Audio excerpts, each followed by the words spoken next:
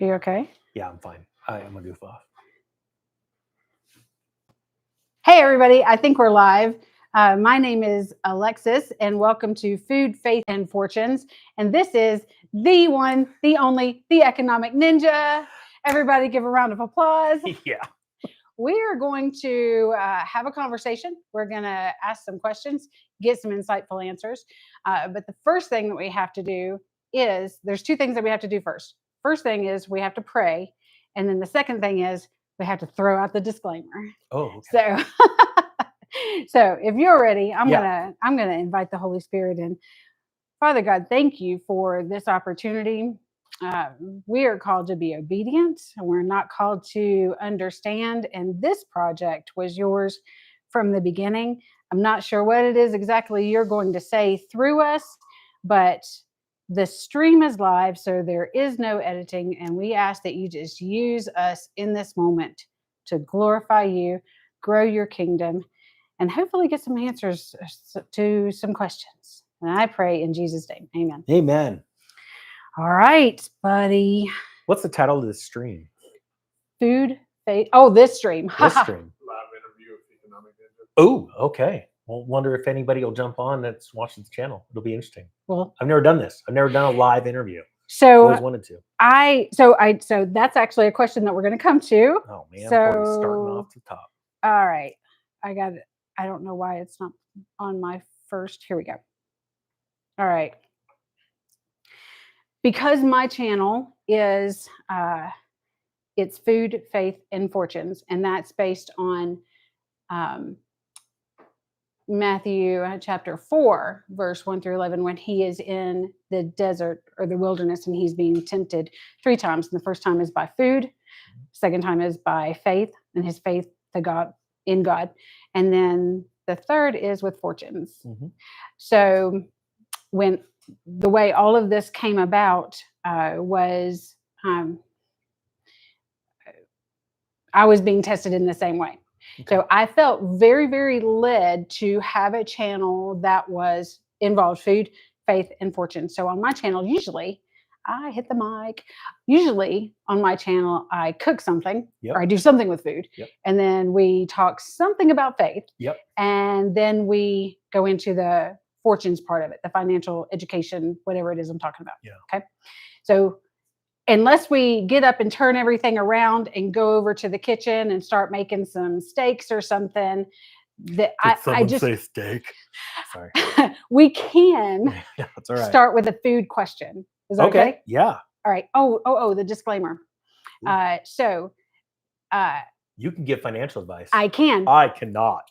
But I can't. But I can. However, I'm not giving advice to you. I'm asking questions. Okay. So go ahead and throw out your disclaimer that everything everybody hears here is for. Oh, I'm a total dork, so I can't give financial advice. I'm not a financial advisor. Entertainment purposes. I'm not very entertaining. I don't even know if I lock my car. I'm freaking out. There's so many things in my mind. What do I do with my hands? Now it's locked. Now it's locked. Yeah, I don't want a bear getting in. All right. There are bears. Yeah. Okay. So let's start. Food question. Okay. Food question. I had something very interesting this week, and it was absolutely amazing. Have you ever had a bee sting pizza? If it's prosciutto and honey, I have. So this one, I think it was supposed to be like that with jalapeños. Yeah. And so what'd you think? It's amazing. So we had. Obviously, I ate a lot of pizza. We had it with pepperoni, jalapeños, and honey. And I never, ever thought I would like something like that. Pretty and savory. One of my clients actually introduced me to that this week, and it was amazing. Oh, that's awesome. It's amazing. Yeah. I don't really eat a lot of carbs, but so it really hurt my feelings that I couldn't eat more of it. Okay, next question. All right. The faith question. Okay. How'd you come to faith? I was raised in a Christian home. Yeah, it's the partly boring story. However, my parents started going to a pretty radical First Assembly of God, and I was a Christian comedian for some time, so I've traveled around to a lot of different churches, a lot of different Assembly of Gods. I've been in ones that were people wheelchairs getting thrown away essentially and stuff like that, and then I've been in some where it felt like my spirit's being sucked out of me because there's an actual vacuum inside in the church. I used to just go around. One of my partners was Katie. You now know her as Katy Perry. She would sing, I would do comedy, and a couple other guys, and we'd travel around and do comedy. So that's awesome. Yeah. And then I rededicated my life after going through a hardship I got to look at my wife. I'm trying to remember these numbers. I want to say in 2008, I think, because I was going through a really rough time, and my wife's like, I'm pretty much done with you. This isn't the guy I married. So I had to make a commitment. And so I literally fell to the ground after that, because I actually felt a demonic entity leave me when she said that. I don't think she did not know what she was doing. And I just said, Lord, I'll clean the bathrooms of the church, but I'll give you a year. And I did it. And I learned so much. I went to the tiniest church in the world. There was like probably 12, there's like 5 families, 13 people. And a gentleman would fly in a private jet to our church for no money, and he would preach to us. It was under Kenneth Hagin. He was Kenneth Hagin's prodigy. And this is where I really started to see wealth differently, because without that private jet, God told me he couldn't get to all over the place, all the world to come preach. And there's something about proximity. And when that's why God says, don't forsake the gathering of each other, the church together, because each of us have a gift, but we need those frequencies to touch each other. We have to actually be close enough for a frequency, like a remote control doesn't work from far away. And so anyway, there's a lot more to it. But yeah, that's the answer. We're supposed to stay at a minute. Yeah, it's like rapid fire. Okay. Yeah. So if you haven't picked up on it yet, we are in front of a live studio audience today. I should share your live stream out right now. I wonder what would happen. I don't know. Ask my camera guy. All right. Let me keep asking questions while I fire this up. Let's keep asking questions. Yeah. All right. Have you ever heard of Pastor Dana Coverstone? Oh yeah. Yeah. I don't know him personally, but yeah, he was following certain prophecies. I follow a lot of prophets. Yeah. And so for the last 15 years, I've studied prophets. Lord's had me go speak to prophets and put things together for them, because they see in part, hear in part. Mm-hmm. One of them, I won't answer that. It'll go for a long time. So Pastor Dana would like for me to tell you that he really appreciates everything that you do. Oh, he's awesome. He's a good friend. That's so cool. Oh, cool. Yeah. Yeah, I got a lot out of Dana, and when he was going through some stuff, personal stuff, Yeah. Yeah. I mean, that's been his story for the past 3 years, basically 4 years. But have you read his book? No, I haven't. Oh man, I gotta go check it out. Oh my gosh, I don't read very much. You'll finish. If that's a question, we'll just get right to it. No, the ninja doesn't read. It's easy, and you'll finish it in 2 days. Yeah. I mean, but it's all of his dreams. Really? All of them written out. It's amazing. Like, I went through it with like 5 different color highlighters. Really? I'm such a nerd. Oh my gosh. All right, we're at question 2. Can you type in your channel real quick? Yes. All right. And I will say, the Lord really blessed me with, because I'm a watchman, and I don't think people understand that there are specific jobs and duties in the church for every single person. And when I found out that I was a watchman, I'm going to share this right now. We're going to do this live. Well, let's do it. Yeah. When I realized I was a watchman, that's when the Lord really started showing me a lot of things. And he sent me to a handful of pretty well-known prophets in the land, and would give me things to show them how their prophecies are going to impact the world. And it's just been amazing. I think the last one is Brandon Biggs. Yeah. And there's some stuff that just, let's put it this way, it has to do with the White House. It just still blows me away. Who's watching the channel? Mm-hmm. It just blows me away. Yeah. Don't have to share. You don't have to go too much into that. So I'm going to skip then, since we're on that. I'm going to come back to question number 4. Okay. You introduced me to John Paul Jackson. Yep. Not in person, obviously. He's gone. He's awesome. But what are your thoughts on the coming perfect storm? Well, the whole thing. A lot of it's already happened. It's happening right now. And I just invited YouTube and X. So we'll see what happens right now. Okay. But I love this stuff. The coming storm is amazing, because a lot of people don't understand how prophecy works. There are prophets in the Bible. Everybody knows 10 false prophets, but nobody could name one real prophet, right? And I say, well, you're ready to tell Jesus he's a false prophet? And everyone gets upset at that. Mm. And I said, well, he says he's coming back soon. And the problem is, because we're confined by time. And people claim to know Jesus, right? Yeah, and we're confined by time. And then he hasn't come back soon. But most people don't understand that they're under the bounds of time, because the time is recorded by the pinging of a quartz crystal. And Satan did an amazing job a long time ago convincing the church of something called New Age, and you got to stay away from it. But yet the those crystals and all that stuff are bad. Yet we use remote controls. Our cell phones are run by crystals. The New Jerusalem has the crystals actually spelled out because they all do something specific because for God's glory. And with John Paul Jackson, a lot of his stuff has already come to pass. Mhm. And I've noticed with prophets, the minor things happen, and then the Lord takes them before the majors happen. The reason why is because, Yes. and John Paul Jackson said it before, and other prophets, like, please do not turn me into a god. And that's what a lot of humans do. I see it right now with my finance channel and how people, something happened with a $100 bill. We could ask about that later. And people's perception, and they turn people into gods. They do it today. They did it during biblical times. Moses wasn't even halfway up the hill and they're already building the golden calf. It doesn't take long. And we need more perspective, like what you were saying with the story of Jesus and how he was tempted. Satan was crazy enough. He's the crazy one. Because first off, he thought he could be God and he gets kicked out of heaven. Secondly, he thinks he could tempt the one that has everything. There's no way. The only reason Satan was defeated that day, or however long it took, was because Jesus practiced being meek. Meekness is having 100% power and authority to do whatever you want, but choosing not to until the right time. The right time is going to be the dreadful day of the Lord. And I don't think people understand that. People, they're all the time like, why did that person die? It's like with my mom. Why did she go? She was perfect. I think that's the rapture happening right now. I don't think people understand. They expect, because of their idea of time, it's instant. No, it's not. I think God's giving people that need more time, and he's taking the saints away one after another. John Paul's one of them. Mm-hmm. So anyways, that's my answer today. What do you think about Nostradamus? Do you feel like that he was an actual prophet? So every single one of us have spiritual abilities.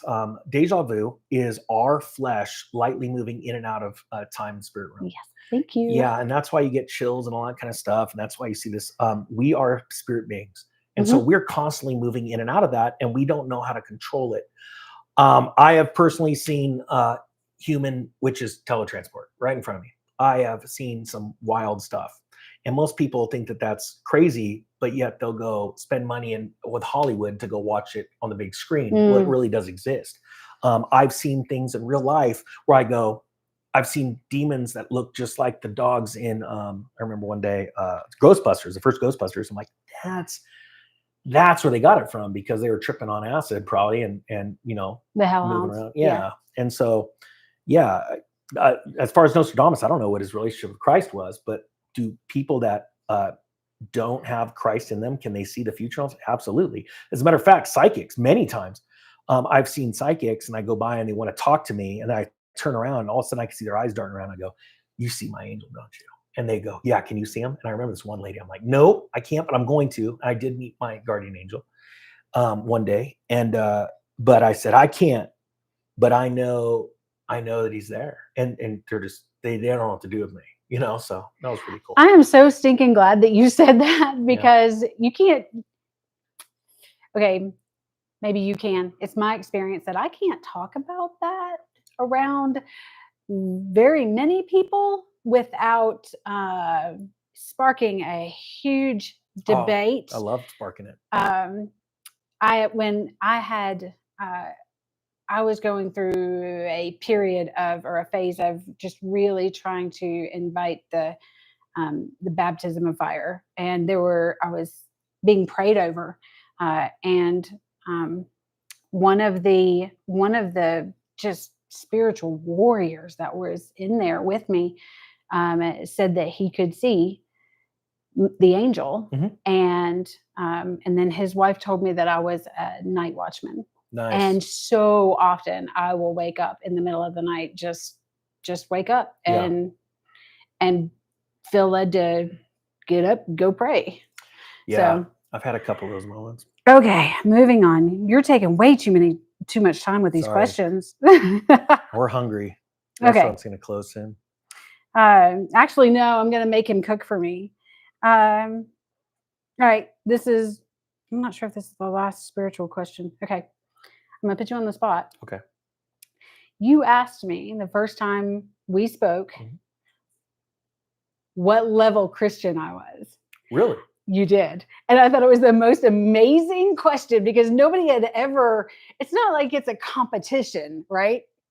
But Yeah. the way you worded it, I was like, oh my gosh, nobody's ever asked me that before. Yeah, not like a competition. Not like a competition. No. I tend to offend more Christians, and then people that don't know Christ, they lean in. Christians get offended because of rules of man, religion. Non-believers, like I don't care how rich you are, I don't care your status. It happens all the time. I was at a party the other night, and everybody like they see your channel and they go, "Oh my gosh, you've done this now, you've done that." No, I'm like, it's Jesus Christ. Yep. And then, like the other night, a gentleman, one of Bruno Mars's producers, we produced a lot of movies. I said that, and the Holy Spirit hit him so hard at the party, and he's a believer. It was just epic. You know, he was calling us today on the phone. I can't get over who I'm meeting right now. I can't. And those words were spoken over that world leaders would come to me because I would have the answers. Actually, I'm going to tell you a story that I've never told to try and get through without crying. I was praying one day, and I'm not very spiritual right now. Just, you know, I'm under a lot of stress and pressure, and I have anger issues, and I got all kinds of problems going on in my mind, in my life. And a lot of it's because of all of the blessings I'm under. I used to say it to people all the time, like, it's easier to lose all your money than make a lot of money. It is so true. And so one day I'm praying and I could feel the Holy Spirit on me, and you feel the tingling. And all of a sudden I felt like almost hot wax coming onto my head. And then I could feel like my body was hollow, and it started dripping all the way down to my feet, and I could feel it, boom. And then again, boom. And then I started feeling that warmth, and then I felt it coming up. And I was just excited and happy. And, you know, thank you, Lord, thank you. And then I thought about it, like, what am I thanking you for? Like, what is this? And he said, it's knowledge. And he said, and this is why I said what I said about I would like people to interview me. And I said, oh, that's awesome. Thank you, Lord. And he goes, no, you don't get it. It's not going to come out of you unless people ask you questions. Well, that happened like 2010, I think. And I would go to my churches and have people ask me questions. Every once in a while, someone would ask me a question, and it would just, an answer would come out of me. It wasn't in my tone of voice, and it was the Holy Spirit. And here, I remember one day I was jumping up and down and so excited as I'm telling this person their life's changing. And this person's like, oh, why are you so excited? I'm like, this isn't me. And so that's why, like, Fox and all these channels won't interview me. I mean, I've been in places, crazy stuff with news media everywhere. And I walk in, they just turn the cameras. They know exactly who I am. And I think it's a feeling inside of them. And it's not because of me, it's because of who is in me. And so that's why I'm like, you know, I just wish people, because it is hard to get people to get very thought-provoking questions. Like, instead of, you know, how high do you think XRP is going to go? I'm like, why don't you ask me what makes a crypto go up or down? That's a better question. But most people, they want to feed their own emotions. So the questions are based off their emotions and their desires and their lusts for certain things, right? And we all got it. I got it. I got all kinds of problems, right? But yeah, so that's why that happened. That was really cool. No, yeah, no, really it's cool. Well, no one's ever asked me that. See, there you go. Let's see what else happens. Okay. Question 3. Now we're going to 4. I think we're on 6. Oh. Nope, we're on 7. Crushing it. Wait a second. Nope. 8. Do I hear an 8? Oh, I got to go back to 5. I skipped that one. All right. Someone said, can I get an 8? All right. Can I get an 8? Can you ask Ninja to speak about how prophets verify his instincts, or rather spark or create new ideas in him? You like what I did right there? Spark. Ooh, spark. Brian Armstrong's talking about it now. All right. So, you know what's funny? John George, you ever heard of him? No. He called me the other day. He has a prophetic ministry on YouTube, and he's a pastor. Oh, wait.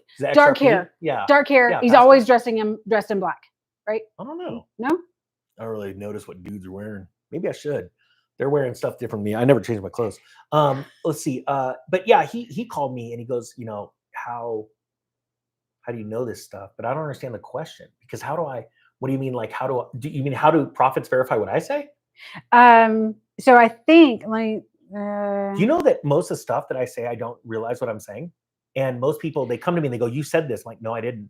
And there's both bad and good stuff, right? They're like, you said this. I'm like, I dare you to find it. I did it actually at a conference once. I'm like, all right, we're going to give you 20 minutes.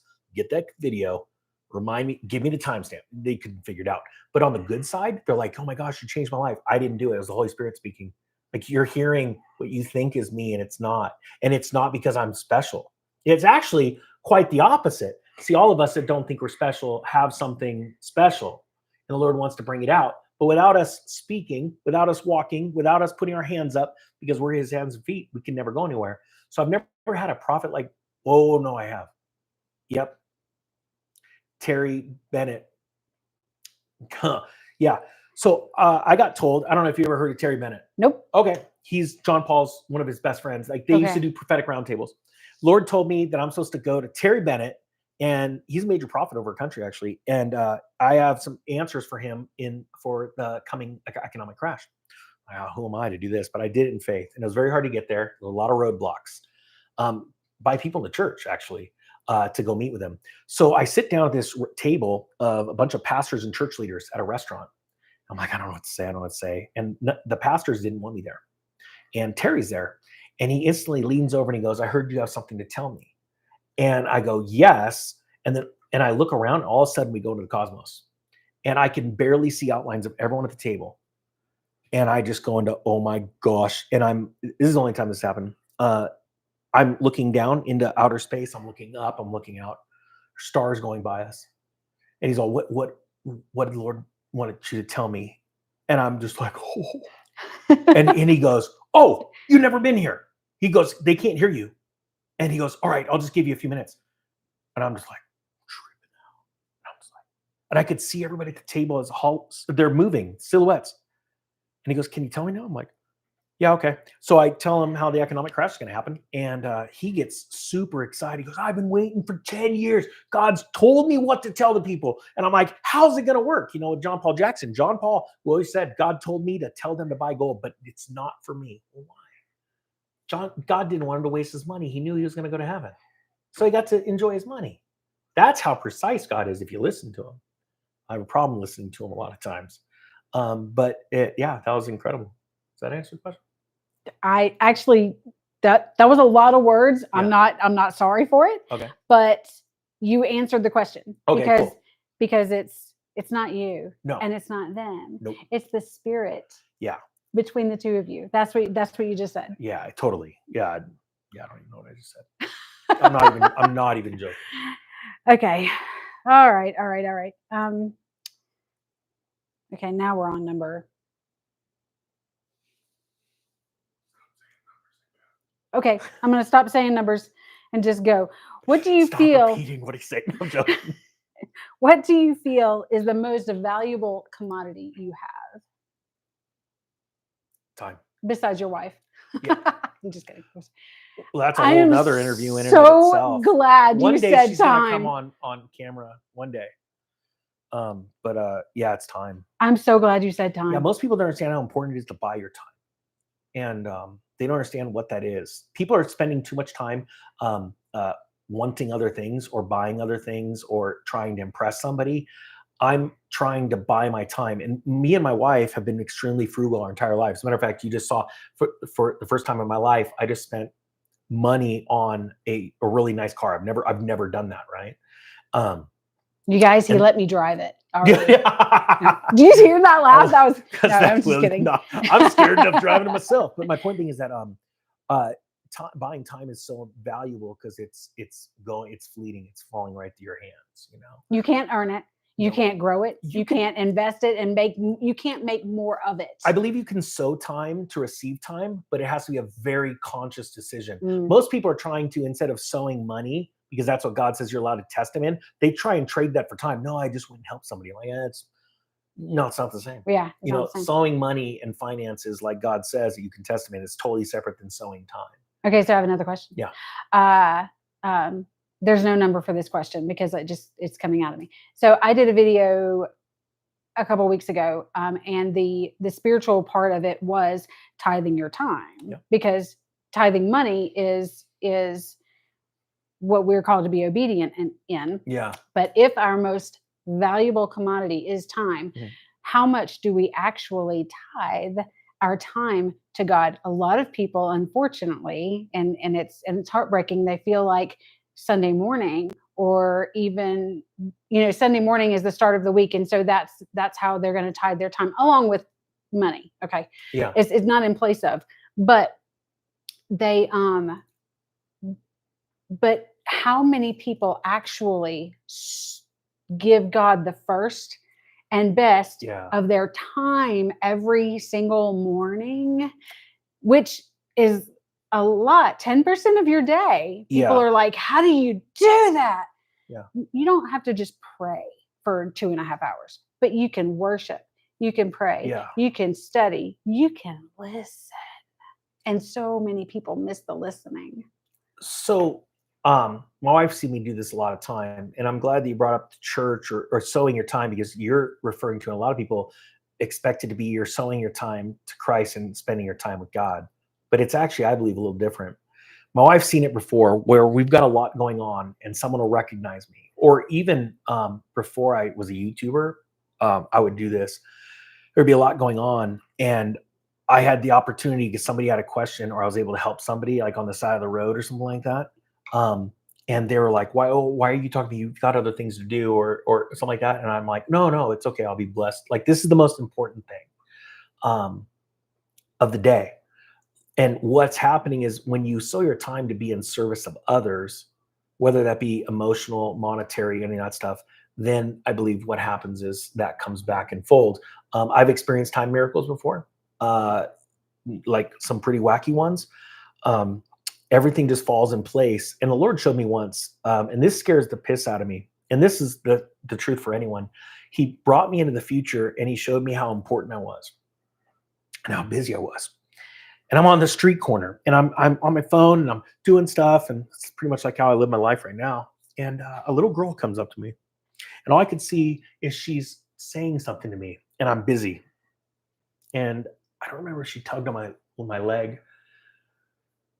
And we separated, and I said, Lord, what are you showing me? And he goes, you're going to miss the most important message of your life. And she's going to be the one to bring it to you. I seriously. Now, I know it's not going to happen like that on a street corner, but I'm extremely consciously aware of young children around me, because I'm concerned about missing whatever the Lord has for me, right? And Satan will do that. I'm probably half your age, right? Oh, obviously. Sorry, I could. And I'm twice your size. I'm like, someone say steak. Sorry. You get the camera guy laughing. You're giggling behind her. Sorry. I interrupted with a joke, and I shouldn't have done Where that. are we going? We should probably do the next question, because I've already forgot what we're talking about. The little girl. Oh yeah, no, that's the end. That was the end of there. I'm probably not the little girl. No. All right. Ask him, what is the hidden message in The Wizard of Oz with the silver versus ruby shoes? It's perfect. There's no such thing as ruby shoes. That was a lie. The whole Technicolor thing's a lie. In the book, they're silver. They are, but what's there? There's really a cool message in there, right? I do have something. No, I don't. So it was about the monetary system, and that the golden yellow. So okay. The book was written after the crime of 1873, I believe. And the crime of 1873 is when wealthy people and Congress got a bunch of farmers to get ticked off, for lack of better terms, and they demonetized silver, right? They stripped our nation away from the monetary value of gold and silver. Even though a lot of people think it was Richard Nixon's time, we also had multiple Federal Reserves. I think this current iteration is the third. When they talk about the three different personalities traveling down that yellow brick road to fight the monetary system, and think about it, you've got, one has a lack of courage, one has a lack of brains, one has a lack of, I don't remember what the third one is. Heart. And you talk about heart. I've seen the littlest guy on a football team knock a guy like me out flat because he knows he can run right through me, right?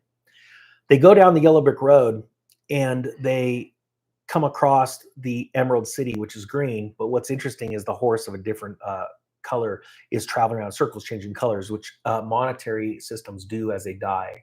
Currency changes colors, it gets more vibrant. And then they go look at the little man that's pulling the strings. It's interesting that it's like almost every Federal Reserve chairman we've had has been a tiny man anyway. That's an interesting thing. It wasn't until Dorothy smacked her silver slippers that she could get out. I remember being on a plane, and I'm going to speak at the Silver Symposium, the National Silver Symposium. And the Holy Spirit gently said, do you want to know why silver has been suppressed for so long? I said, yeah.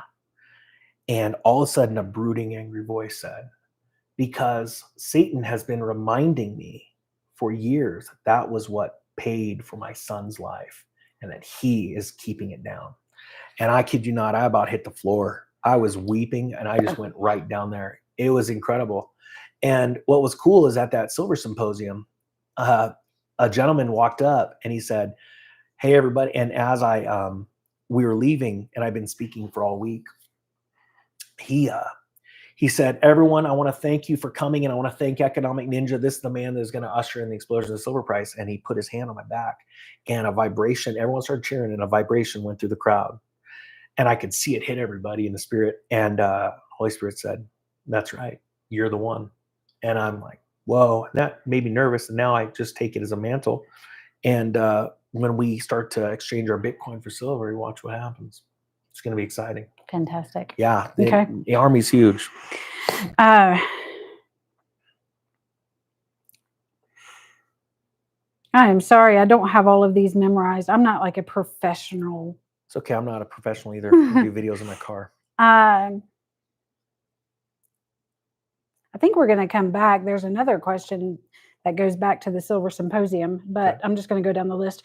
Would love to see some info on Onyx DAO updates, especially the part in the Goliath paper that mentions early contributors will be rewarded 10x their holdings if you bridge to their Onyx network. That sounds like a scam. Oh, yeah? Yeah, that doesn't even make sense. Yeah. Okay. Yeah. Well, it didn't make sense to me. That's why I was asking you. They are probably reading off of a scam website because that's impossible. So Okay. don't do that, whoever it is. So I still hold a lot of Onyx. I didn't know how powerful Ninja Nation was until that event. I go and mention it, and it moves a market cap of what, 60 million to 1.5 billion. Yeah. That was impressive. We got a lot of people became millionaires and sold, which was awesome. We got so many emails. So the mission of making 1 million people millionaires has well begun. But what happened was a lot of people that bought when I said don't run anything up, they put in limit sell orders. So there's right now I think a $4 million sell wall up to a certain percentage of price, and so they've gotten ahead of themselves. So I had to completely recraft how we do things. It's funny, people are like, accuse me of being a pump and dumper and stuff. And I go, if you think I've got that kind of power and you don't buy my course, well, I don't know what to tell you about you. But I've been doing this for a long time. And I said for a long time, a lot of truth's going to come out about me. And it's good stuff. Like I said, I want to be a billionaire riding a tricycle. And I will be that guy. And that's the only stupid reason I bought that Porsche. Here, are you impressed? Are you impressed by this? It's like, what will, and that's the sad thing. People are looking for people that fly in jets right now. They pretend to be in jets that don't even have wings in Las Vegas. They just sit in the fuselage. And they're renting studio space. And it just makes me absolutely, I just tried buying a car and I couldn't buy a car. I finally had to go to a dealer because nobody owned their car. Everyone's paying payments. All these rich people running around. It's like the Vanilla Ice show, when he's buying all those McMansions. There's just a lot of fake rich people running around. Not to drop any names. Yeah. Okay.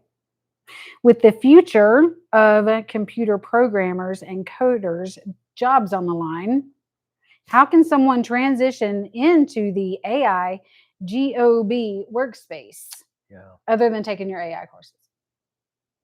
Like that's on here too, other than after that. And the truth is you can learn all the stuff we put together anywhere on the internet. We just put it in a more palatable format. You have to get aggressive in life. See, the thing is, most people, that was the problem. They asked me how I could get a better job. Like, so you want to be a better slave? Yeah, it's like, come on. It's like, no, I just want 3 hots and a cot. Like, God says to go about your business. He doesn't say to go about your job. I remember in the Bible where the Israelites are angry at Moses and like, hey, you're really screwing things up. He's trying to bust you out of this place. They're like, yeah, but we've got 3 hots and a cot right now. I mean, yeah, they took away our straw, but and humans are slaves, That's why they're called sheep. We're fools, they don't like to hear that. So it's like, stop looking at jobs and go, all right, Lord, what kind of business can I own? God can bless your business more than he can bless your job. He's got to get through your boss, Sure, he can give you some witty ideas, which he says in the Bible, and he does. But you're to tread on serpents and speak with kings and feed nations. Can't do that with a job. And so, and I'm perfect example of that. I was a firefighter for 26 years, and I still had side hustles and trying to save and scrimp and buy stocks and gold and silver and crypto. And my wife like, when's enough? I'm like, it's never enough. And well, now we're seeing the exponential growth of those things. And, and once you hit a tipping point, it just runs, But God, they always say, God doesn't give you more than you can handle. That's not true. That's not true. And so, but I will tell you that we have been finding incredible places to sow, and the ground is fertile, and everything's blowing up. Google took 85% of my views when that video about that disease came out, and I nailed it. Praise God, it was recorded on blockchain because very high people have seen it now, and he tripled our sales in a year. God's blessing us. Anyway, sorry. No. I'm going to skip because there is a question that you just touched on, and I'm just going to skip to it. So hang on one second, because I know it's in here. All right, here it is. Okay. All right. Tell us there's another coming without telling us that there's another. Yeah, it's already started. Okay, so I did a video, and actually I went on a huge channel, like 3 million view subscriber channel. I remember you talking about it like a year ago, but yeah, nailed it. Nailed the date, the name, and the country it was coming out of. And the plan was, if the other side had won the White House, it was going to roll fast. And the first thing the current White House did is put a gag order. You could read all about it in the thing. And I was bummed because I didn't have the proof. And then my buddy found it on library credits, and it's like right there. And so some people have asked to take that to the highest level in the world, and they've seen it. And yeah. So do you think it's still coming? Yeah. Then? Yeah. Okay. I know it is. That's going to be horrific. And it's tied to 3 different things that you take. And it's heat sink and missile. And God says there's no stopping it. I've been called a false prophet because of that. And I go, what are you talking about? Look, it happened. Like, yeah, but a real prophet would have a solution. That is, where do you read this crap? I don't know about it. I had bad news. Sorry. When I'm not sure that that's LA accurate, City Fire? that the prophets have the solution. No, that's what I'm agreeing with you. Yeah, and I'm like, yeah, this. But LA City Fire, the guy that's suing for $2.1 billion, it's my business partner, and it was because when it happened, I could say this. He's an amazingly strong hero. He called me, goes, "Oh my gosh, it's happening just like you said." I'm like, "Don't take it." And so he led 800 firefighters, which ended up only being 40. They all lost their jobs. They're all back now. They got their jobs back, and that's still open. And so there's a lot of people watching because of that, the channel and stuff. That still blows me away. And then And then what? Go ahead. No. It's just like when the Holy Spirit takes over. Sometimes it still blows me away. And I only did lives because I want to go back into acting. I'm like, someone's gonna see my stuff, a producer, and pick me up, which. That's being talked about right now. And that's just sort of fun as a hobby. My son just graduated with a film degree. Oh, nice. Yeah. Yeah. Awesome. So if you want to submit your application, we'll submit the reel. Yeah, it's still blowing me away. I was in Vegas here today, and creator of MTV is working on a TV show for me. And I'm like, yeah, this is really happening. Do you want help? You just lost your place. We don't know what number we're at now. I did. All right, hang on. Okay, we passed number 8. Okay. Oh, there's the number again. Your camera. I said no numbers, no names. I'm gonna use just Air Force signs. Oh wait, crap! I only know the Army signs. Sorry, go ahead. All right. How many people we got on the live stream right now? I'm just curious. I saw a squirrel. 96. Crushing it. Type 1 if we are crushing it right now. I hope somebody types 1. All right. Type 2 if you want to hear Ninja tell a joke. All right. So man walks into what? I don't know any jokes.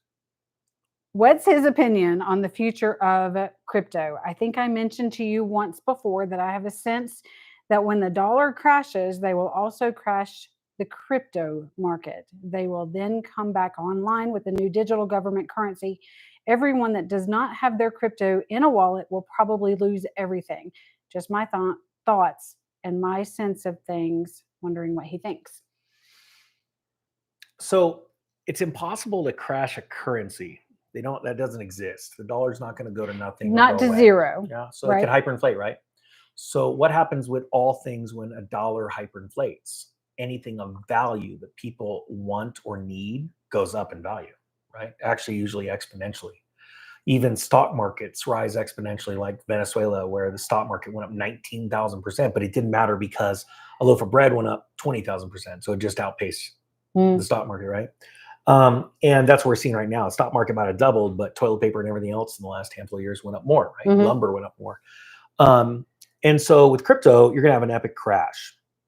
What I mean epic crash is it doesn't matter if it just went right now, Bitcoin at 118 and it went to 99. That would be enough for a lot of people to lose their homes, because what's already started, and it's going to get worse, people are going to borrow against their homes and they're going to buy crypto, just like they did in the tulip mania, the Beanie Baby mania, the real estate mania, all these manias, .com manias. There's manias left and right. Now we've got fart coin and stupid stuff like Dogecoin that you could just print into infinity. And because Elon Musk said it probably as a joke, because he doesn't have any, right? This is how people are. And so in the last spring, I saw so many people screaming, yelling, "You shouldn't buy this." I'm like, I also said to sell your profits or move into cash. Right? I did some pretty big videos like, it's time to move into cash. We're going to have a little dip. And that dip took altcoins down like 50%. Well, I took my cash, deployed it, and bought more. And now I'm super pumped. You know, Dylan was joking around. He's like, "You have so much more money than me. You can do something." I'm tied in. I'm like, well, yeah, because every time I made a profit, I would pull 20% into cash, you know, and then I'd redeploy. And that's being meek. If I've got $100 to invest in something, don't invest the $100, invest 50. And then if something happens, I have the power and authority to take over the situation, make it good, right? For myself financially. And so, yeah, crypto is going to tank, but it's going to tank in a weird way. It's going to roll up between 150 and 250,000. I've been saying this since Bitcoin was $1,000 on the channel, or $2,600 when we started the channel. And it's going to go in these massive waves. I'm just going to take advantage of those waves. Right. But people get so, you know how many people say, "I will never sell my crypto because I have to pay taxes"? I'm like, that is the craziest thing I've ever heard. Okay, so that's a question in here. So what do you What think number is that would question? happen? No, it's okay. Don't look. Okay. It's okay. We're going to stay focused. Hang on, I got to find the question again. Do you think? Yeah. Do you think that we'll hit a space where gains on cryptocurrency are tax-free? And what would that do to the crypto market?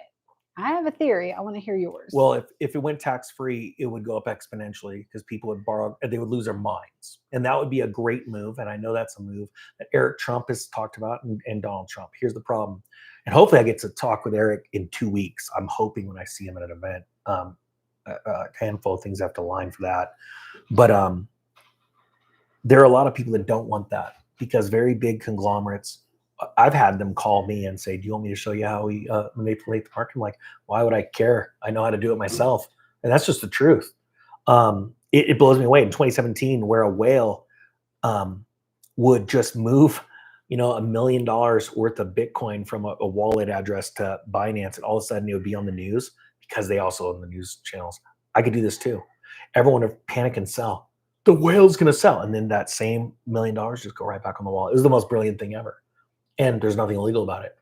Because when you're dealing with a bunch of sheep that don't know how monetary markets work, because they watch some YouTuber that talks about these crazy things that are so out of whack, they believe it and they live it. I've lost business partners and friends over this stuff. And it's sad.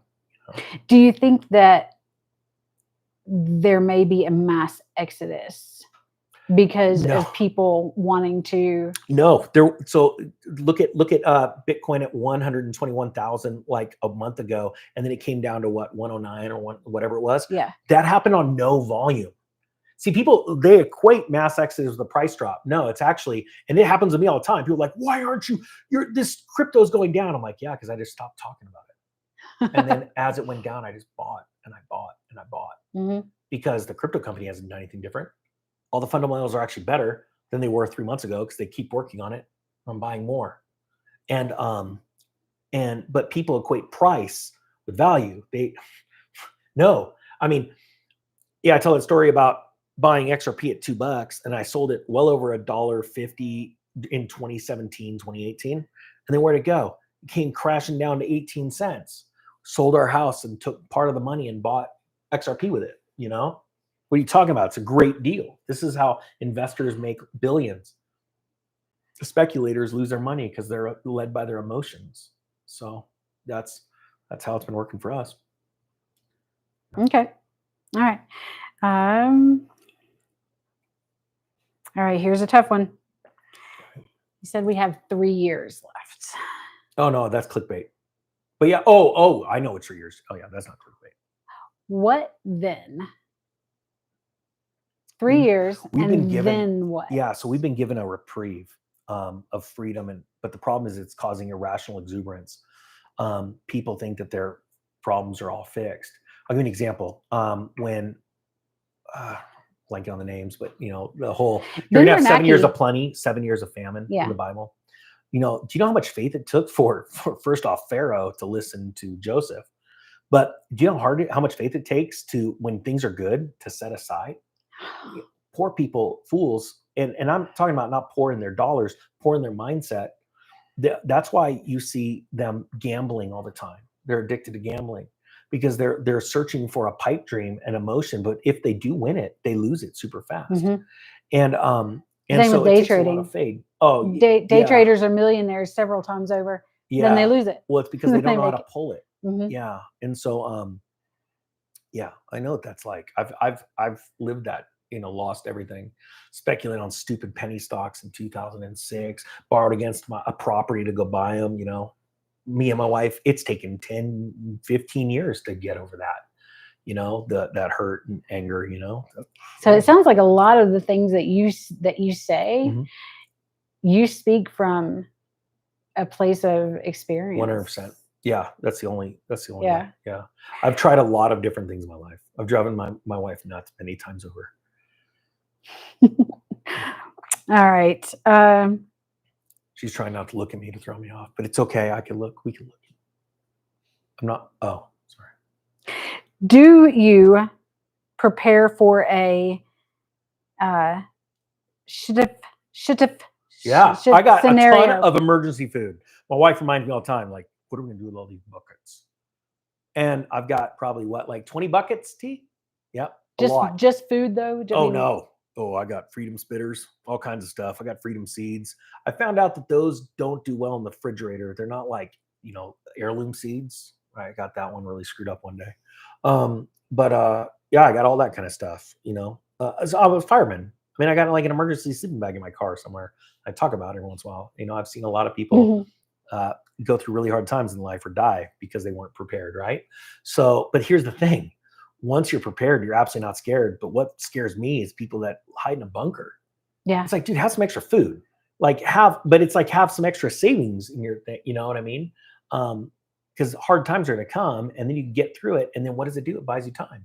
You have emergency food, you have emergency funds, buys you time. I lost my job. There you go. Look at, you got food. I know people in the last 15 years that have lost their job and they ate their emergency food, got a new job, and they moved on, or they went through their emergency funds. You know, that's why you're supposed to have it. God talks about this. It's important.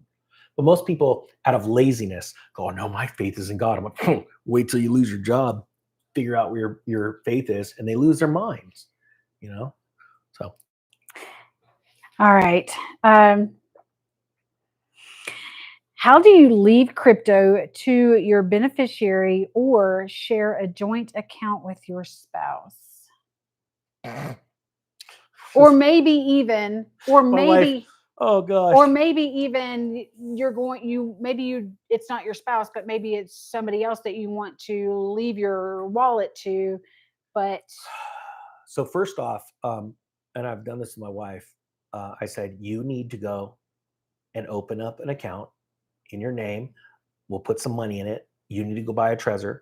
You need to go learn how to transfer. You need to do all of this stuff, right? There's never a good time for it. I said, if I pass, and it just happened to me where somebody called me panicked. My father passed, and he said on his deathbed, he had the opportunity on his deathbed to tell his wife, don't forget I've got a Coinbase account. Don't forget I've got this. Don't forget. And then he died like minutes later. And that's rare to be able to have that kind. I've been around people, their last breath. And it's interesting what people talk about, in the last breath. In his last breath, he spent the time to tell her about how much money was in these different accounts. That's not the time to do that. Yeah, 100%. I've got all kinds of ideas, but not one idea works for every single person. And you need muscle memory. You need to practice it over and over again. Even to this day, like the way I run a MetaMask, hooked up to a Trezor for verification, I still got to sit back and go, oh, how did I have this done? Because I've got a lot of wallets. Yeah. I had a friend just have $1 million stolen from him a week before he retired. And he was put under pressure. And I asked him, like, didn't you take my course? And he goes, I don't need your course. I've been doing this as long as you. I'm like, and I sat quiet. How's it? That's what was his answer. Even after being robbed, he still was like, I don't need that. I've that hurts my feelings. Free. Oh, it was horrible. But he called me back. He's like, I'm gonna rebuild. I'm like, good. He goes, I'm gonna take the course. Like, we have it all the time. Every week we have people email and say, we know it wasn't you. We That's give it to not funny. a I fake shouldn't ninja. laugh. No, we give it to a fake ninja. And I've just lost this much. I can't get over. I can't get over what people believe, but it's that it's greed. It's greed, because only greed would drive you to give your money to a stranger in hopes that they're going to increase it. Wait a minute. That's what people do with me. Well, at least but not completely. Not completely. Yeah, they sit in your office. You have a license, or you know what I mean. But these are people, like, they talk to fake me's online. Now there's fake me's that call them on their cell phone because they've hacked into Google, and they use my voice with AI. It's horrible. And my wife at one point is like, aren't you afraid you're gonna get sued? I'm like, well, it'd be pretty fast to prove that it wasn't me if that's easy. But yeah, it's been rough to watch this, and I've given away videos online for free. They don't get watched. It blows my mind. We've given away courses before, nothing, not one, because we get to actually watch if you've watched every video. When people call and say, you didn't cover this, stand by, what's your email? Boom. All right, you missed this video, this video, this video. That I'm sorry, I don't know what to tell you. But we do have amazing students. The sad thing is, the more they spend, the better the quality student they are, and the more money they make. And that's sad. And I learned that from Tony Robbins and all these guys. They told me all this stuff, and I'm like, no, I'm gonna help the average guy. Well, you know why the average guy is the average guy? Because he wants a job. Well, I'm really stinking excited right now because I'm probably your best student. Really? Sorry, do you have any of the courses? Do I have it? I didn't know. I have a couple. Oh, sweet. Yeah, I didn't know. Just a couple. Okay. Yeah. Dude, I'm still like blown away with what's going on. Like, they're wanting us to translate them in Mandarin and stuff, and that's going to be a massive market. That would be so awesome. Yeah, we're going there to speak with some government officials. They're hungry. They really want this education. Good. Yeah, that's good. I'm so excited. But we'll see. Okay. Sorry, got to get to dinner soon. I don't want to force you. I'm just like steak. Ninja's net worth in percentages, and then the second part of that question is two questions I combined together. Ninja's net worth in percentages and the ratio of gold to silver. What is the net worth in percentages? So if someone were asking me that, I think what I would, like, I'm in the top 1%. No. Oh, I don't think that's what it means. I'm in like the 0.001. Like, if you have if this is your net worth, this percent is in real estate. This percent is in metal. This percent. It's out of whack right now. I'm very heavy on crypto because we're in that cycle. I used to be very heavy in on a percentage basis in precious metals, but they get out of whack. Let me think. Real estate's probably in dollar value. You don't have to say dollars. Just dollar value, like 15%. Yeah, crypto's probably 45%. I don't know. Yeah, it's out of whack because we're in a bull market. Okay. See, that's another thing too. Most people, think diversification. Yeah, you need to be diversified, but you also have to know where you're at. We're in a crypto bull run. I was telling my wife the other day, I'm like, all right, I'm about to pull out a certain amount. And she goes, when? Can you pull it out today? Because we want to do this, this, and this. I'm like, no, give me 2 more weeks. I've got something big in the hopper, something that nobody sees. And I don't tell everybody what I'm investing in because they'll wreck it for me. I can't, once I tell people, I can't sell because God won't give me another call, so I can't create liquidity from my my channel. So I've got to go and invest on my own too. So I got to go find a lot of picks. But there's so many out there that like what I did with DIA the other day. I'm like, Ripple uses DIA, but they won't use Chainlink. But they're like, but DIA is $50. It's that whole dollar value. People don't understand. Like, well, do you know where those guys worked before this? No, all right, it's not my place. I'm just gonna go buy it and crush it. And I did like 3 videos. Like, you guys have no idea what this value is. Since then, it's doubled in value. But people didn't buy it. People didn't invest. I'm like, I did. So me trying to coach my clients about taking their gains, reallocating because of the different cycles that we're in. That's what my first broker dealer threatened to fire me for. Well, yeah, you know why? Because they want you to sell prepackaged products, and that's not safe. What's safe is what the company tells you. That's right. You want to buy and hold does? Makes them more money. And that's what's sad. And what's happening right now with yield farming and staking, it really hurts me. I know what it's like to own 1% to 10% of an entire network, right? I think, and eventually it'll be public, like with Elon Musk and stuff, those, but I know it's like to hold these stakes, and I know other people that hold these large stakes, and they, what's sad is they're buying it all up to where you can't. I'll give you an example. No, I can't give you that example yet. It'll be public in about 6 weeks, but these companies are using your pension funds, and they're getting the lion's share of the money by buying them and staking the assets and making anywhere between 4 and 24% safely. Like, no joke, safely, because there's a special cycle inside of a staking cycle where you make a lot of money in the beginning and then it mellows out. Most people weren't around in crypto when Ethereum went from proof of work to proof of stake. Staking rewards are out of this world. But the more people that pile in, like a bond market, the lower the rates go, but the more stable and fast and secure the network is.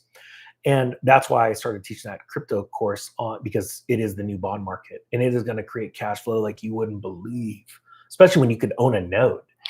Did you know that there are so many people who don't know what proof of work and proof of stake, the difference is? But I tell you what, if they get your course, it teaches them in there. Well, did you know that? I gave a free lesson today. It will be one of the worst viewed videos. Free lesson on the channel. It'll be one of the worst viewed videos of the entire month.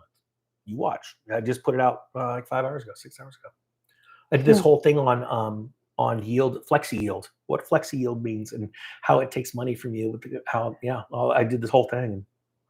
Okay. I'm not sure I've seen that one yet. However, speaking of today and speaking of staking, there is a question. I like steaks. I like steak. Rare. I like it. Yes. Thank you. One right now. Thank you. With a good sear on the outside. Okay. Yeah. Somebody, I know it's in here. Somebody wants to know, when you're staking, though, aren't you inviting in counterparty risk? Because you're turning it over, right? Yeah, that's a good question, actually. I wanted to make it was on your. It's a very good question. It was on your stream this morning. Do you get to retain the coins yourself, or are you putting them up into a pool? So I'll give an example. Ethereum, I think it takes 32 Ethereum right now to run my own node. I can do that on my own computer. A little bit of hardware requirements, internet requirements, but I get to retain the ownership. I just lock it up into a smart contract, or I can give it up to an exchange and make way less. If you want to alleviate counterparty risk, if you're going to do it, don't do it into a pool that you found online or that some scammer told you on one of my videos. You go to like a Coinbase, right? Those guys are legit. Okay. Every single person that said Coinbase took my funds didn't know what the heck they were talking about, and it was something they did wrong. It blows me away that most people, to this day, I'll send money. I always do 2 test transactions before I send everything. I remember you saying that, and I remember being very comforted by that because I get panicked. They know not to even talk to me. I said, crypto, move to crypto. And it used to be, a couple grand. Now it's a lot more. And it's like, dude, it's. So the first time I moved any crypto, it was instant. And then I was like, okay, I think I can do this. I understand it. Yeah. And then I moved the rest. Yep. And it didn't show up. And it didn't show up. And it didn't show up. Block transaction time went longer. And I was like, okay, Lord, this is either a really expensive lesson that you're going to use for me to talk about, or everything's going to be fine. But it showed up, right? It did. Confirmation time went longer, and that can happen in milliseconds. And you know that from the gas you spend, actually. Right before you hit send, you could tell if the gas and network fees go up. It's because all of a sudden, depending on your priority level, you can tell what's going on. So you can expect it to take a little longer. But most people don't know that. And they panic, throw their computer on the ground. Yeah. Okay. What's Ninja's preferred Forex exchange? And when the time comes to sell his dinar, how does he do it? Okay. Never traded Forex in my life. Never. Okay. There's a lot of money to be made there, but I've never traded Forex. One of the only things I've never done. So that's I've never traded nat gas futures either. I've done oil, but so as far as the dinar, please, everyone, do me a favor. It's the smallest investment I ever made. Mm-hmm. Because I could tell there was something spiritual happen when I was told about it. But for some reason, it was the smallest one I ever made. And I'm so glad it was, because there was so much emotion tied to it. And there are people that have put their entire life savings into it, and they're waiting. And these dinar gurus blow my mind. I've talked to some of them like, you need to knock it off. Knock it off. It ain't it's happening tomorrow. That, you know what sucks? That ain't clickbait. They really believe that. And look at all the money lost. I'll give you an example. I bought some Chinese yuan. Who wants Forex trader? Bought some Chinese yuan. I bought $1,000 worth. I actually went to the bank and ordered it because I thought that China's currency was going to get stronger because of a policy shift that our government did in 2010. I could have bought $1,000 worth of Bitcoin back then, but I didn't. And guess what? I finally get to go and get the Chinese yuan because I got to be in China like a week or so, and I'm going to go spend it on something. And all I'm going to think of, this is the most expensive yuan I've ever spent, because since then the yuan's fallen a lot to the dollar. All right. We are making some headway right here. I am waiting on a stock market correction by laddering short-term corporate bonds. My advisors can't do crypto staking for me.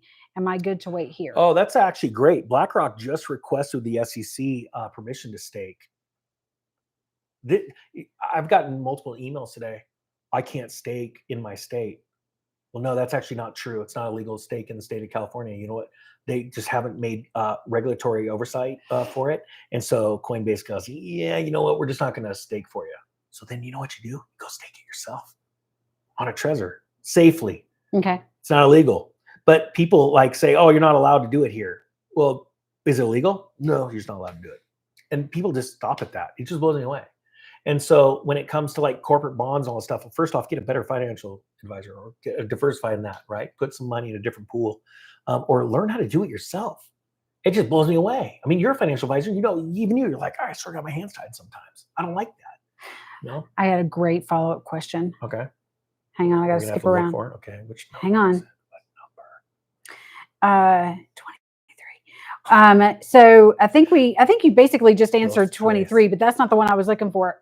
Will advisors get to the point where they can do individual crypto for people? Because the securities industry has basically told us, no, it's not happening because it's not security, it's currency. No, actually, the SEC last week just announced, we're going to do it. We're going big. You could do whatever you want. We're scared President Trump. Don't get rid of us. That's what's going on. Jamie Dimon just goes, still hate it, but we're going to make money off of it. So you guys can do it now. That's what's happening. There's no fighting it. It's so big. But the government has done a really good job of sealing off all the on-ramps and off-ramps. So anyone that thinks they're hiding from the IRS right now, you're screwed. I'm not even joking. I'm one of the first 700 people in the country, to be honest, in 2019 and say that I own crypto. Only 700, it's like 747 people were honest that year. I'm one of them. because I knew that they already had the tracking software, and they ain't coming to round you up. They're waiting until you do something that they also don't like, that they can't get you for, and they're going to get you for that. And so people need to get very serious about, thinking that they're going to get one over on the government right now. We've already passed that time. All right. So here's the one I was looking for. Ooh. Okay. Dos six. I don't need to ask you what you think about financial advisors, because you've told everybody what you think about financial advisors. Yes. However, and a financial advisor. I am. I had a conversation today. Are you a CFA? I need your bot. I do know so bad, but they'll figure it out. And I try not to take the CFAs are awesome. I try not to take it personally. Please don't. If we could mix because CFA with tax planning, that's a big deal. Well, because CFA that's and what tax planning. Yes. But most of them are. No, you're right. So I realized that you hadn't met me yet, and you had not personally witnessed my I've never awesomeness. sat in front of the fireplace with you, so I didn't. Talking about steaks. Yeah. Are you hungry? Dude. All right. But like a picture of an elk here on the rug, and I'm getting hungry. There's a bear. I'm like, I'll eat bear, duck, a moose. There's even pine cones. Like, I don't know what to do with that. Potpourri. All right. But if you were a regular Joe, okay, who wanted an advisor to look after his stuff, okay, or her stuff, what would you look for in a financial advisor? Okay, well, first, I was an average Joe for a long time. I played dodgeball, and I was invited to go to ESPN, the Ocho. And back then, that's pretty cool. This is what I actually wanted. I would look for a CFA that owned other businesses because they are truly looking for tax breaks themselves. Anyone can sit there and go, oh, look, let's put you into a Roth and it's going to have this tax benefit. Oh, they're going to put you into a 401k because of this benefit.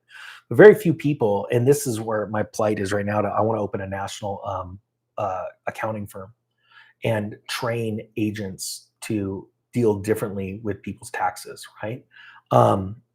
Because most CPAs are just historians. Most enrolled agents are just historians. They go, I own my own business. Like what?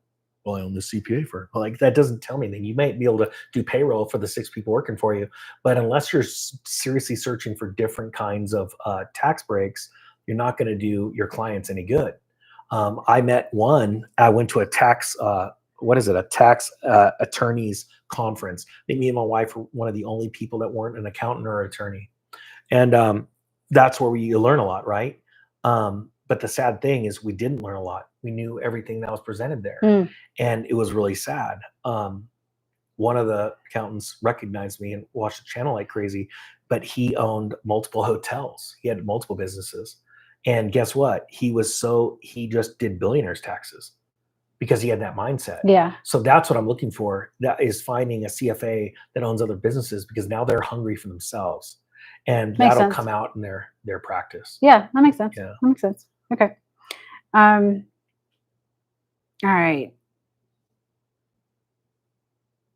For the average millionaire, after you've invested in metals, crypto, your tangible needs, how do you protect how do you protect cash after you've split it up among several different banks to ensure the FDIC insurance? Because 10 million is 40 banks. I know. So I've come across this issue. And then 20 million is 80 banks. So yeah.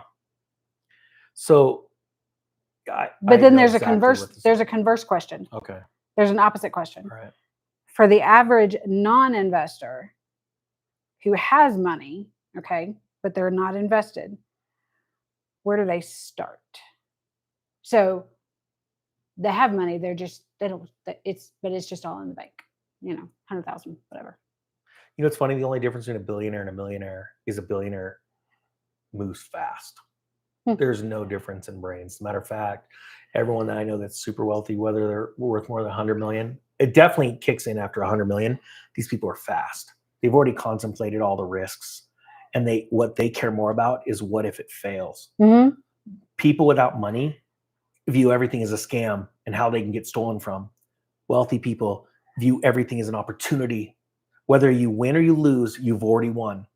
because now you know not to do it again. And you know what they do usually is they don't go big, but there's also that gut feeling. Oh, I've been here before. I know what success feels like, what it smells like, what it tastes like. I remember the same phrases coming out of people's mouths. All the doubters around me. Am I around a bunch of doubters? Then I'm in a winning situation. And so for the person that's just sitting on the side and they want to start somewhere, you literally go buy $10 worth of silver, and you go in silver dimes, you go buy $10 worth of crypto, and you start moving it around. You start learning about it. I didn't learn really about silver until I bought my first 2-ounce bar. I didn't learn about Bitcoin until I bought my first Bitcoin, $500. And and then for the person that has a lot of money, that's just sitting, you've got to realize you're sitting in greed, because you're trying to hold on to the most before the crash. And that is going to screw you every time, because you want to know why? As things are crashing, you're never going to deploy. See, I bought that car outside, right? That car is already down 100 grand. It's going to fall more. All the people, the Porsche dealers, like, oh, you got a great deal. They stay in value. I'm like, you obviously haven't been a car salesman through the Great Recession, right? I know what those cars do. Well, why are you buying this now? I'm like, because people are going to buy courses because they're going to go, oh, that guy's got a Porsche. You're going to, yeah, that's just sad. Wait a minute, they're going to go what? They're going to go, well, that guy's got a Porsche. Like Ty Lopez, are you not impressed of my garage that I rent and the Lamborghini that I lease? That's the truth. That's the truth. Grant Cardone, you know, I don't buy. You shouldn't be buying a house. You should put money in my fund. I'll give you back 2%, 4%, whatever it is. It got, come on. You know, it's like, dude, you know, Robert Kiyosaki, I'm in debt $1 billion. Like, geez, we don't need that. All right. Do you believe bank bail-ins are possible, likely, inevitable? They've happened tons of times. Right. I mean, so yes, I do believe in them. In the future? In our well, they've near already future. happened. We had them Silicon Valley. We had bank bail-ins. We had the government come in and bail people out. Right. And then we've had banks be saved and some be sacrificed. Right. Right. We've had people made whole when they should not have been made whole, but it was Silicon Valley. And what we're about to have, the bank bail-ins. So, I mean, okay, Cyprus and Greece was a test bed for the EU going down in 2012. 10. They took, was it 10? I thought it was 12 when Cyprus went down. They took 10% of everybody's deposits to make those banks whole. They stayed quiet. They gave them bank stock. Yeah, that's going to happen. That's absolutely going to happen. But will it happen to the extent where everyone's going to lose everything? No. And the truth is, the Fed can just monetize it, and they're screwed right now because Trump's just trolling like crazy. Because ultimately, if people have read Baron Trump, the last president, was produced in the 1800s, it's all come true already, except for the last part where this crazy baron named Trump, a playboy running around, rich playboy around the world, and then all of a sudden decides to become president and has to deal with something called the Google. You can't make this stuff up. It's actually in the book. And the Forgetters, a group of people that just can't remember what happened, a certain amount of years ago. And then he destroys the Federal Reserve at the very last chapter. So that book was written in the 1800s. You want to start talking about books, outside of Wizard of Oz, go read that one. It's an incredible book. All right. I think we're almost done. Okay. I just did a lot of stuff around my mic that I wasn't supposed to do. Clank, clank, clank, clank. Someone's driving their car. Oh my gosh. Sorry. You did something pretty unexpected. I feel pretty. And surprising and generous. Okay. You share the channel? Yeah. I do it all the time. So it helps me grow, just God blesses me and I bless our people. During that video, you said, I know why she wants to interview me. I think I know why she wants to interview me. Why did I want to interview you? I don't even remember saying that. I don't remember what I did earlier today. I really don't remember that. Why does she want to interview me? I don't know. Do you know? No, I don't know. I don't. You must have had some. You must have. I use a rubber chicken. She's stalking me. I don't know. Given a lot of super chats, and I kept saying stop. That is not about you. I hate the super chats. Well, you told me why that. Yeah, but first off, they take half the money, and the only reason I have it enabled is because they won't share your videos unless you have it unenabled, because they want the opportunity to be able to get more money, which I understand. YouTube's nice enough to let us use it for free. It goes so fast. Yeah. And there's so many comments, and and a lot of them are genuine comments. Dude, my and a friend lot of them Bravo are won't trash. do it anymore. Yeah. Yeah. But the only way that the comment will stand out. Yeah. You know, you could do $1. Don't have to do 500. But then you don't have as much time. Yeah. It just still throws me off. And if we're being completely honest, yeah, the first time that I felt like I was told to give my tithe to you. Yeah, don't give anyone that idea. Hang okay, on, sorry, hang I on. feel awkward. I'm supposed to be obedient. Yeah. It only lets you do so much on the super chat. There's a limit. Yeah. And so I still have not given my full tithe. Yeah, don't do that. So you're telling me to be disobedient to God? You know, it's so hard because there have been people that have like really pushed the envelope and like sent me some stuff. And but I could tell they were like, I'm supposed to do this. And it's incredibly humbling, and it's been really hard to deal with emotionally. It makes you practice saying thank you, doesn't it? Oh no, I'm extremely thankful. I am. My wife knows that. Like, I'm very thankful. But like going to Vegas and experiencing what we experienced, it wrecked me emotionally. Like, I could not. 1,000 people telling me things that are just very personal and private and just amazing. But I mean, I was a just emotional wreck at that show for like 3 days, and so yeah, I have a hard time with all this stuff. All right, 3 more questions. Okay.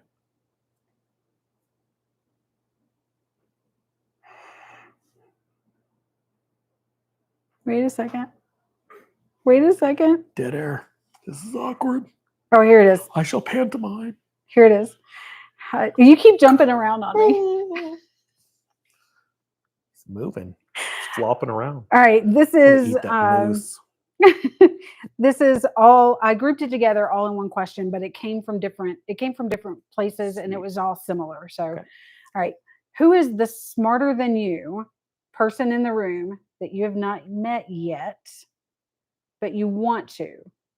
What expert do you wish could come teach you everything they know? None. But you say that you like being the dumbest person in the room because Oh, I said that the other day to somebody. I've just been put on the board of an incredible company, and when you guys find out who's on the board, and I'm like, I'm the dumbest guy in the room, and the guy says, no, you're not, and I'm like, no, and I'm like, I'm blown away. No, I have zero filter and zero. I'm no respecter of men, and I'm not joking. I've been in front of presidents and crazy things, and I've only asked for one photo, and that was from Lou Ferrigno. I just want to show that I was bigger than him. But no, honestly, that's the only person I've ever taken a photo with in my life. And is Lou Ferrigno's just freaking awesome. And he's a sheriff, so we had something in common because we worked close together. But no, I don't have anyone that I'm like, no mentor. Like no. No. I mean, I like just walk around a conference and ask the Lord to show me who I'm supposed to be in business with, and subscribers come up to me, and it happened the other day in Lowe's. Like I'm just blown away with the caliber of people that God's putting in front of me. Actually, you know what? I'm gonna be honest with you. Like one of my best friends, Jay Bravo, he is one goofy dude, but man, he pulled out of me something that I never knew existed. And the one that thing, was weird right there. But go ahead. Yeah, he did. And one thing that I love is it was black and looked like bubble gum. Even the doctor couldn't make that happen. Smelled like prunes. Anyway, no, he pulled something out of me, and I'm a really big competition guy. And so he was great competition until he wasn't. That was like a week. And then I've just been finding competition after competition with other people around the world. And it's blowing my mind. It's really blowing my mind. All right. What activities does Travis like to do when he's taking a break from work? That's actually the very first question I with got. only my socks on. I found that the socks give me more, agile. I don't know. What do I do? You ski, you fish. I fish. Yeah. Yeah, I ski. I sort of, down the bunny hill. I like freedom seeds. I ain't gonna lie. I like pantomime. Eating Legos. My wife, I do like Legos. She's like, go to your happy place and I'll just build Legos. Go back to regress to my childhood. I like trains, but I've never played with them. I want to own a real train someday. I love planes. I want to own a P-51. That's one of my goals. I love that you have a bucket list because so many people just don't. And no, yeah, I'm gonna own a P51. I don't know. I love having drinks with my friends. Too many. COVID did that. But I don't. I like eating. I like all kinds of stuff. I don't know. I'm sort of a Renaissance boy. I'm growing up. Yeah. I think that was one of your friends that asked that. All right. Last question. How can Ninja Nation pray for you and Mrs. Ninja outside of entrepreneurship, business, economic success? What do you really need intercession for? Marriage. Yeah. That's fair. Yeah, that's true. I'm driving her nuts. Yeah, yeah, I don't know if you know this, husbands and wives actually don't see eye to eye. I found that out. Sometimes I'm gonna that write is a book on that true. someday. Yeah. But it's because I've been told your spouse is the best representation of the Holy Spirit. Like, what? No, and it's because your spouse tends to try to keep you grounded or hold you back or lift you up. And we're never hot at the same time. I've noticed that in my marriage, and I think it's the truth for a lot of people, and I hear it all the time on my channel. But I used to say that we have discussions. Did I say the right word? Discussions about things that most people would not believe, friends and family and all that kind of stuff. As a matter of fact, I just had to come out of the financial closet with a bunch of my friends, a couple of years ago, and tell them the truth about us financially for a long time, because we literally acted like we were poor, right? And we were not. And I'm like, you guys are going to find this out soon enough. You're going to think it's the channel. And we've had some really hard talks with some of our best friends of like 25, 30 years. And so, like, if people wanted to pray, first off, it's for peace, because there's a lot of opportunities coming my way that I'm just blown away with, and I have to be diligent or pick the right ones, right? Because Satan also brings you opportunities. And yeah, just that I don't know. I really don't know. I just don't know. I mean, I'm always trying to, because I'm a super positive guy and optimistic. My wife's like, how can you just, anything you think of, you can do? You know what I mean? It's like, oh, I'm going to do it because my tongue's a two-edged sword. I learned that from my mother. And I don't like negativity. It bugs me. It just drives me nuts. My family knows not to say really much anything unless it's positive in the morning before I leave to go make a video. Because if I hear something negative, my mind's going to different places, and it affects me. So I really don't know the answer to that question. I'm sorry. We're gonna leave that one on a high note. It would still be positive, right? If Mrs. Ninja said, listen, if you don't A, B, or C, I'm going to punch you in the face. But she says it with a smile on her face. Yeah. Like, that would still be positive, Travis, right? I need you to mow the lawn. I got to go to Mauritania and meet the king. And that one hasn't happened yet. Well, you can say it louder. You mow the lawn. Yes, she does mow the lawn. And why? Because I want to hire a lawnmower, and she doesn't want to spend the money. Those are the kind of things we have going on right now. I'm not allowed to mow the lawn. No, I don't want her to mow the lawn. She's an amazing organizational person. When we were before 2006, we sold all those homes. She organized a lot of homes with a little baby, and what was our escrow record at once? Was 5 escrows or 6 escrows at once? You said on the channel it was 6. You can say it out loud. They know you're behind the camera. You don't remember? It seems like a lot, but yeah, I forget things all the time. Ooh, shiny objects. Okay, so you kind of ruined my surprise. It's a Porsche?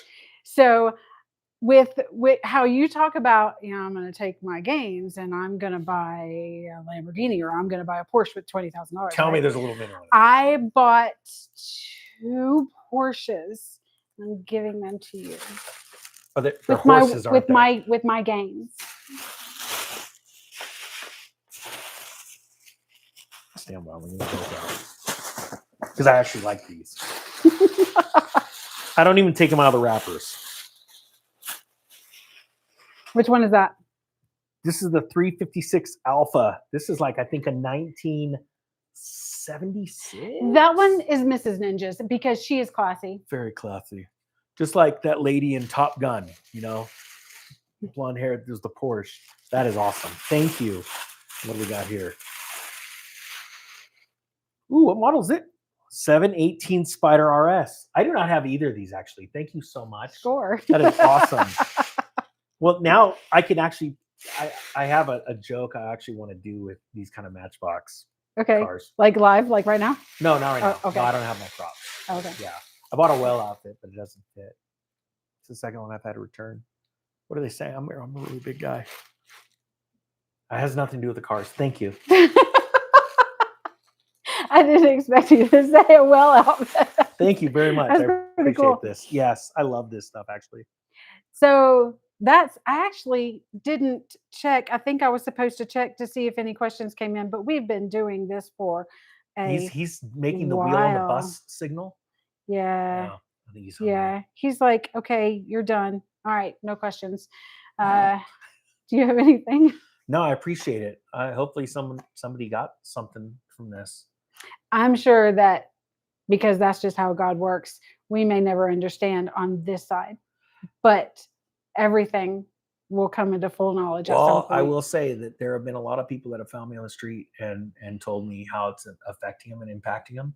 And I believe that'll happen with you too, because the Lord's very gracious to keep you going when you feel like you're not making a difference. And so the Lord's done that numerous times with me. It usually wrecks me emotionally, but it does, I am making a difference. It's just, at what cost, it's just, we've been blessed financially, but it's tough. It's a lot of stress. It's my wife knows it's stressful. Me looking like who knows me in this room. Like you just don't know. Like it's been weird. We've been on flights 8 hours coming from London. And then as we're all getting up, the person next to me goes, "Hey, I didn't want to bug you, but just big fan." And I'm like, that's why I'm like constantly having to check what I'm talking about when I'm looking at on my computers.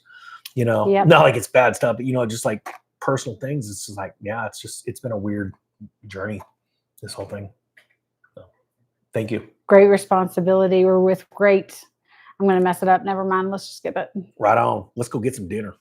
I'm ready. We're going to go eat some moose. We're going to go eat. Hey, thanks everybody for stopping in. It was long, but it was worth it if you ask me. And I'll see you next time. Food, Faith, and Fortunes. See you guys. Where's that button?